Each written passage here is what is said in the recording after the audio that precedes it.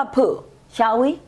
Hi, this is Jovanka from the Hip and Happy You blog, and yes, today's topic is about poo. I know most of you don't like to talk about that. In fact, you'd rather talk about anything else, including major tragedies, before you talk about poo.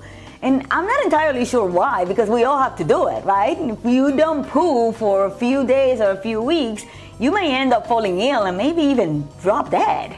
So it is that critical because elimination is vital and critical for a healthy lifestyle. We have too many toxins around us, we are exposed to pollutants, and our diets are not healthy enough. So we need to take things into consideration and do them in order to increase our ability to eliminate properly. We need to take the crap out.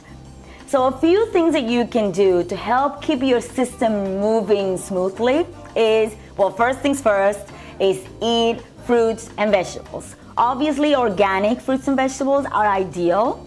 But fruits and vegetables, if you don't have organic kind, you need to either way consume them because it is that important. Fiber and the good type of carbs like brown rice and quinoa and amaranth and millet, there's all kinds of different options. Those things are vital because fiber will help you eliminate regularly.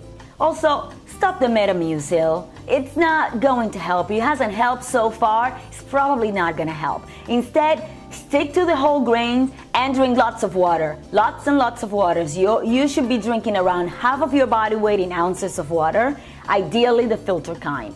If you eat 3 solid meals a day, chances are you need to poo 3 times a day. If you haven't, there is a big chance that you are constipated.